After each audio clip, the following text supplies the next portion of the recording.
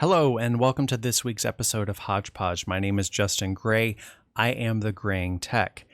Today, I want to cover something that's a little bit more in terms of business, specifically the things that I'm actively involved with. So this is marketing versus advertising versus marketing communication. There is a big difference as well here, and that's why I wanted to go through this. I am using a new format today. This is from Adobe Spark. Please let me know in the comments below if this works, if you like this kind of format, or if I need to come up with something different. Lastly, I will note that there is no talking head picture in here this week again. Recovering from some injuries, and so I don't really want my face on camera this week. Hopefully, though, next week I will be back. So let's dive in. This is advertisement. This is what we traditionally identify as marketing. So if you were to tell somebody I'm in marketing, they're actually probably going to think you're in public relations or advertising. And the goal here, honestly, is to just get your attention. Advertising is there to get a message to the intended target, to get it informed to you very fast and to be memorable. It's said you need between 5 and 7 impressions for you to actually internalize and remember a logo, a slogan, or a message and associate it with a product. And so advertising is really there to help explain how they solve the problem, explain how they do it best, and identify the problem for the target group. And to do that in 5 seconds, 15 seconds, 30 seconds, be extremely quick and effective at getting that message to you in a meaningful and impactful and rememberable way. And a lot of people associate shilling or sponsorships or selling out with this form of advertising. From my personal perspective, a shill is somebody who takes money to do a certain review and give a certain perspective. They're not living up to kind of an ethos of, I'm going to look at this product objectively and I'm going to give you my actual opinion about it. A sponsorship, though, is really a partnership. So a lot of advertisement goes into these sponsorships simply because two businesses associating together, they're able to do more collectively than they are apart. My own personal examples of this, I worked with a company out of Sweden that was doing eye tracking. Very good product, and they associated with my employer, and we actually were able to create some very cool things with a third partner. So the three companies worked together to form a sponsorship to create an enhanced product and to create an enhanced marketing campaign that was really awesome and really dialed in some great advantages that we had collectively for the gamer. That's a sponsorship and that's a partnership opportunity. And what you see a lot of the times on YouTube is sponsorships, two brands wanting to associate with each other. For me, a sellout is somebody that's simply taking money for an ad or doing something for money. And I hate to tell everybody this, but to some degree, we all sell out. You can certainly have a hobby and you can certainly and at some point you make a decision of, am I going to do this and sell this for money, or is this really just going to be a hobby and be maintained as a hobby? And both of those answers should be perfectly acceptable. At the end of the day, you still have to pay your bills, you still have to provide for your household, and you're still going to have hobbies. But my challenge to you is, so what? Everybody at the end of the day has to earn a living. We shouldn't be downing on people simply because of that. Marketing communications. So this is sometimes called messaging. This is sometimes called outward marketing. Effectively, what this is it's focusing on the words and the images that are used in order to convey the best message. That's where we get really piffy taglines. That's where you get the really concise informational exchange that is necessary in order to communicate this to a broader audience. This is how you hit a specific target group. And these folks here are extremely good at getting straight to the point about what a product or service offers and straight to the point in how to, this is your Don Draper. That's marketing communication, sometimes outbound marketing. But marketing as a whole is kind of a combination of all of these things.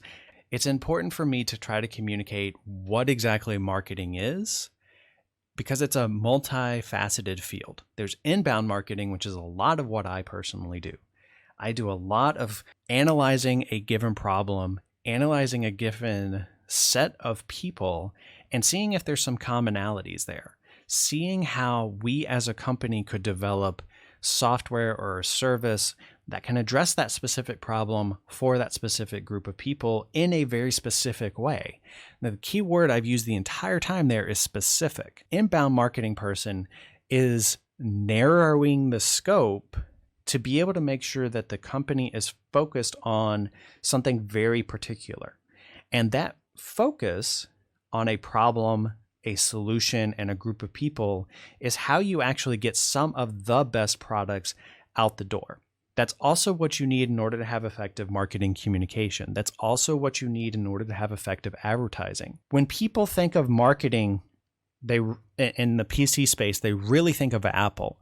And that's simply because Apple has done an extremely effective job at narrowing the people that they want to engage with, at narrowing the problem set that they are going to talk about. Apple itself is not an invention company. And that's one of those things that I think is very interesting when I hear people talk about advertising or shilling or the previous concepts. They try to make the argument that, oh, Apple just created a problem and then artificially gave you a solution. No company actually ever does that. Nobody is able to create a problem in your mindset. What a company can do is say, look, we experienced this. We think that this is a problem. If you agree with it, here's a potential solution that we have for it. It's simply that Apple is able to identify pockets of problems that people have been having over the last 2 decades now that haven't had a fine tooth comb put through them. I remember when the iPod came out, you had devices from Rio Diamond, Creative Labs, and a couple others that were competing in the same space.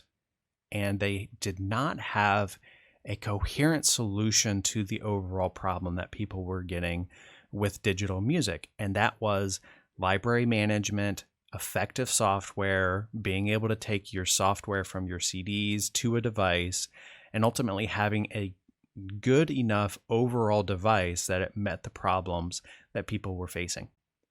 What Apple did was they fine-tuned enough of the overall problem set that people started paying attention to the iPod, and that got them off the ground for a lot of future inventions. When Microsoft came by and tried to do the same thing with Zoom, the problem that they faced was there was no new problem that Microsoft was fixing that people cared enough about. So this is really where the marketing aspect of this comes in. When you solve a problem that's good enough for the majority of people, and you try to introduce a new product into that same space, you either have to target different problems, different user sets, or you start having a price war. And ultimately, nobody's going to win in a price war. So that to me is one of those things that I just wanted to call out, because as I watch a lot of the YouTube videos, I get the general sense that people just hate the fact that it's based upon advertising. They hate the fact that some marketing person in Fifth Avenue came up with this thing and they're trying to just get you to spend your money and be a shill for this product. And they use influencers and they do all of this stuff, and it's really gross and nasty.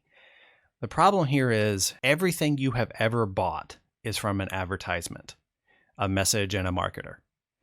By simply looking at this farmer's market stand, there was advertisement put in here. These are the best Dutch strawberries. There was a message put in here, the best Dutch strawberries. And there was a marketing person who sat there and had to think, how do I get this message out? And somebody had to come up with the pricing scheme. They had to come up with the problem that people were facing, all of those elements. And that simply might have been the person at the stand. So what marketers really are trying to do is they're trying to align problems and solutions. They're not trying to create new problems or artificial problems. They're not there just to get you to spend your money, offer you the opportunity to solve a problem that you might have. Ultimately, I just want to say lighten up a little bit. The majority of the stuff that you see on YouTube and that you see, it's there to make sure that people can provide a living. It's there to inform you. It's there to sometimes be entertaining. And at the same time, it's how people are able to exchange money for goods and services. And ultimately, That's the backbone of our economy. So thank you very much for listening to a quasi rant from me today. But I wanted to get ahead of this because I've seen this happen with a lot of the smaller YouTubers that I have followed over the years, and that simply just being that idea of, oh, I'm selling out and I need to stay pure and I need to stay just focused on treating this as a hobby. And eventually those folks burn out. And I'm coming out and telling you straight away, I am trying to build this channel. I will be doing it with some level of advertising. And I am doing that in order to, one, get some cooler product and get some cooler ideas down the road, but also two, to give you a better product, to give you a better video experience. In order for me to devote the time and attention to have great videos, I need to actually be able to focus my energy and efforts here and not necessarily at my employer. And so that takes time. And that same amount of time could be used to getting a raise, getting a promotion at that employer. Think about that the next time you want to complain about the advertisements that you're seeing on YouTube and other places. That is literally paying for somebody's salary, and the exchange of that advertisement is what allows somebody else to provide you a better product, to provide you better content for free. Thank you very much. Click the bell, give me a thumbs up, subscribe. So thank you very much for listening to this.